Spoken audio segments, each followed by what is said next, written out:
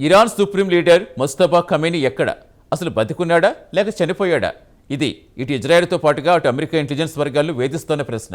Iran supreme లీడర్గా బాధ్యతలు స్వీకరించి 5 నెలలు గడిచినా ఆయన ఆనవాళ్లు మాత్రం ఎక్కడా కనిపించడం లేదు.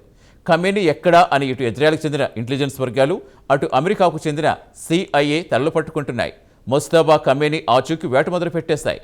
ఇక ఇరాన్ సుప్రీం లీడర్గా బాధ్యతలు స్వీకరించాక ఆయన బహిరంగంగా ఎక్కడా ప్రజలకు దర్శనమివ్వలేదు. కేవలం కాగితాలపై సందేశాలు రాసి తనకు అత్యంత నమ్మకస్తులైన కొరియర్ ద్వారా పంపిస్తున్నారనే టాక్ వస్తోంది. ఇక ముస్తఫా ఎక్కడాని నిగ్గు తేల్చేందుకు మొసాద్తో పాటు CIA రంగంలోకి దిగింది. దీంతో పాటు లెబనాన్కు చెందిన Hezbollah under ground tunnels Israel ధ్వంసం చేస్తుంది. వివరాలు ఈ కథనంలో చూద్దాం.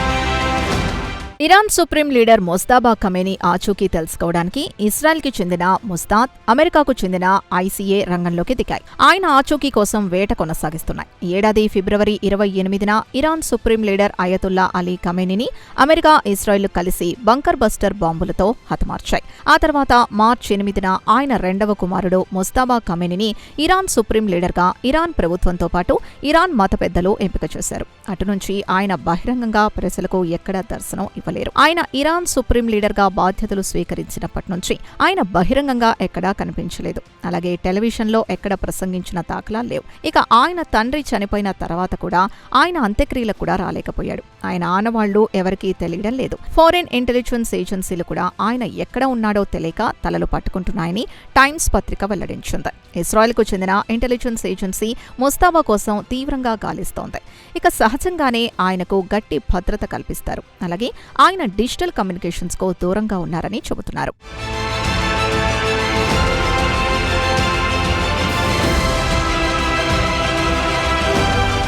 ఇక సీనియర్ వెస్ట్రన్ ఇంటెలిజెన్స్ వర్గాల సమాచారం ప్రకారం ముస్తఫా ఫోన్ కానీ, ల్యాప్టాప్ కానీ, ఎలాంటి డిజిటల్ పరికరాల్ని కానీ గత 5 నెలల నుంచి వాడటం లేదని చెబుతున్నారు. అలాగే ముస్తఫా తండ్రి అయతుల్లా అలీ ఖమేనీ మాత్రం బహిరంగంగా ప్రజలకు దర్శనమిచ్చేవారు. ఇక ముస్తఫా విషయానికొస్తే ఎలక్ట్రానిక్ డివైస్లను దూరంగా ఉంటున్నారు. సమాచారం పంచుకోవాలంటే కేవలం కాగితంపై మెసేజ్లు రాసి తనకు అత్యంత నమ్మకస్తుల్ని వారికిచ్చి ఇస్లామిక్ రెవల్యూషనరీ గార్డ్ కార్ప్కు పంపుతున్నారు. ఇక ముస్తఫా ఎలక్ట్రానిక్ డివైస్లను వాడకపోవడం వల్ల ఇంటెలిజెన్స్ వర్గాలకు ఆయన మూవ్మెంట్ ని ట్రాక్ చేయడం ఇబ్బందికరంగా మారింది. అయితే ఇంటెలిజెన్స్ వర్గాల్లో చక్కర్లు కొడుతున్న అంశం ఏంటంటే ముస్తఫా అండర్ గ్రౌండ్ బంకర్లో భారీ బందోబస్తు మధ్య ఆపరేట్ చేస్తూ ఉండవచ్చునని అనుమానిస్తున్నారు. ఆయన టెహ్రాన్లోని అండర్ గ్రౌండ్ నుంచి కానీ, లేదంటే ముస్లింల పవిత్ర నగరం క్వామ్ నుంచి కానీ ఆపరేట్ చేస్తూ ఉండవచ్చునని విదేశీ ఇంటెలిజెన్స్ వర్గాలు అనుమానిస్తున్నాయి. అయితే కొందరు మాజీ ఇంటెలిజెన్స్ అధికారులు మాత్రం ఇరాన్ భద్రతా అధికారులు తమ నాయకుణ్ణి కాపాడుకోవడానికి విదేశీ ఇంటెలిజెన్స్ వర్గాల్ని తప్పుదోవ పట్టించడానికి కొన్ని ఎత్తులు వేసే అవకాశాన్ని కొట్టి పారేలేమని అంటున్నారు.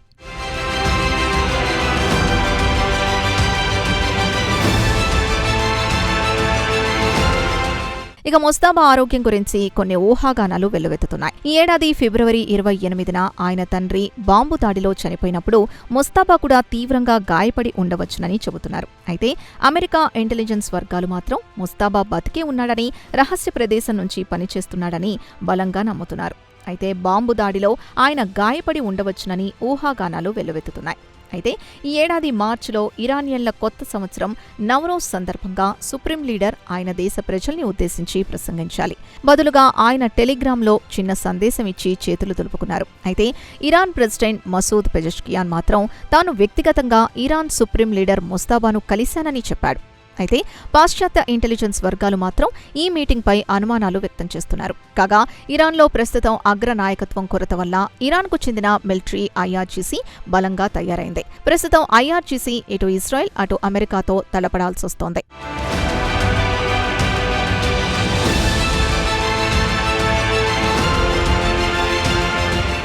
ఇక ముస్తఫా ఖమేనీ అధికారంలోకి రావడానికి IRGC కీలక పాత్ర పోషించింది. ఇక జూనియర్ ఖమేనీ కూడా తండ్రి కంటే మరింత గట్టివాడు అని చెబుతున్నారు. అమెరికాతో కాల్పుల ఒప్పందానికి ససేమిరా అంటున్నారని, అమెరికాతో అమీతుమీ తేల్చుకుందామని పట్టుబడుతున్నాడన్న వార్తలొచ్చాయి. ఇక ఇరాన్ సుప్రీం లీడర్ అడ్రస్ లేదు. ఆయన బహిరంగంగా ఎక్కడా కనిపించడం లేదు. ఆయన చేయాల్సిన పనిని ఇరాన్కు చెందిన మిలిటరీ దేశానికి సంబంధించిన కీలక నిర్ణయాలు తీసుకుంటోంది. ఇది ఇటు అమెరికాతో పాటు ఇస్రాయెల్కి మింగుడు పడ్డం లేదు. ఇక వీలైనంత త్వరగా ముస్తఫా ఆనవాళ్లు తెలుసుకొని ఆయన్ను లేపేయాలని మొసాద్తో పాటు CIA రాత్రి పగలు పనిచేస్తున్నాయి. ఇదిలా ఉండగా ఇజ్రాయెల్ లెబనాన్లో హెజ్బొల్లా టన్నెల్ నెట్వర్క్ని ధ్వంసం చేసింది. సుమారు 700 టన్నుల పేలుడు పదార్థాల్ని ధ్వంసం చేసింది. కాగా ప్రస్తుతం లెబనాన్కు ఇజ్రాయెల్కి మధ్య కాల్పుల ఒప్పందం కొనసాగిస్తోంది. అమెరికా మధ్యవర్తిత్వంలో ఇరు దేశాలు కాల్పుల విరమణకు అంగీకరించాయి. ఇక దక్షిణ లెబనాన్లో హెజ్బొల్లా తిరిగి మిలిటరీ సామర్థ్యాన్ని పెంచుకోకుండా ఉండేందుకు ఈ చర్యలు తీసుకుంది.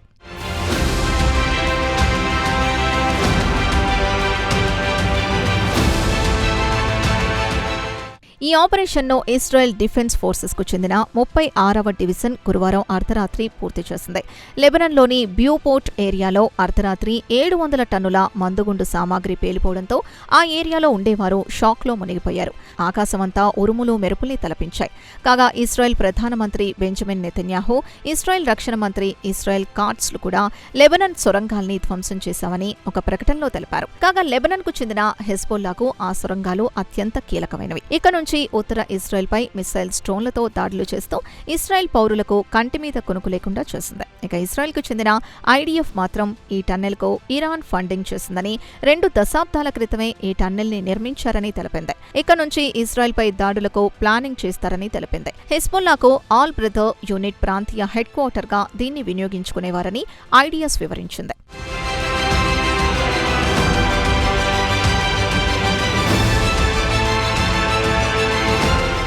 కాగా ఈ సొరంగం ఇజ్రాయెల్ సరిహద్దు పట్టణం మెటూలాకు 6 కిలోమీటర్ల దూరంలో ఉంది. ఇక ఈ అండర్ గ్రౌండ్ లో పలు లెవెల్స్ ఉన్నాయి. వారిలో ఫైటర్స్ కోసం క్వార్టర్స్, ఆయుధాల స్టోరేజ్ తో పాటు కమాండ్ ఇన్ఫ్రాస్ట్రక్చర్ కూడా ఉంది. ఇక్కడి అండర్ గ్రౌండ్ నుంచి హెజ్బొల్లా టెర్రరిస్టులు ఉత్తర ఇజ్రాయెల్లో ఉన్న తమ పౌరులపై డ్రోన్లతో దాడులు చేసేవారని ఐడిఎస్ వివరించింది. ఇక అండర్ గ్రౌండ్ టెన్నెల్స్ ని ధ్వంసం చేసిన తర్వాత నుంచి మరోమారు లెబనాన్కు ఇజ్రాయెల్కు మధ్య ఉద్రిక్త పరిస్థితులు నెలకొనే అవకాశాలున్నాయి. అయితే నెతన్యాహుతో పాటు రక్షణ మంత్రి కాట్స్లు మాత్రం హెజ్బొల్లా టెర్రరిస్టులు ఇజ్రాయెల్ మిలిటరీ ఇంజనీరింగ్ వాహనంపై డ్రోన్లతో దాడులు చేశారని, అది కూడా సెక్యూరిటీ జోన్లో దాడులు చేయడం వల్లే తాము టన్నెల్ని ధ్వంసం చేయాలని నిర్ణయించామని వివరించారు. అయితే కాల్పుల ఒప్పందం ఉల్లంఘనలకు ఎంతమాత్రం అంగీకరించమని ఇజ్రాయెల్ ఒక ప్రకటనలో తెలిపింది.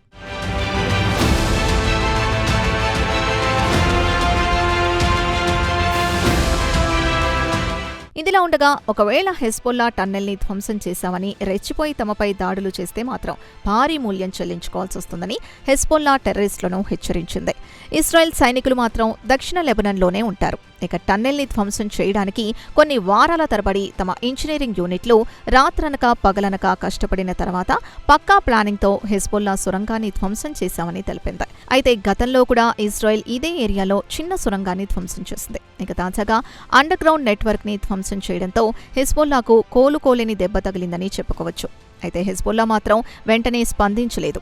ఇజ్రాయెల్ దళాలు మాత్రం ఈ సొరంగంలో సుమారు 40 మంది హెజ్బొల్లా ఫైటర్లను చుట్టుముట్టాయని తెలిపింది. మరి ఈ దాడిలో ఎంతమంది ప్రాణాలు కోల్పోయింది స్పష్టంగా తెలియడం లేదు. మరి తాజా ఘటనపై ఇటు ఇరాన్ అటు హెజ్బొల్లాలు ఎలా స్పందిస్తాయో వేచి చూడాల్సిందే.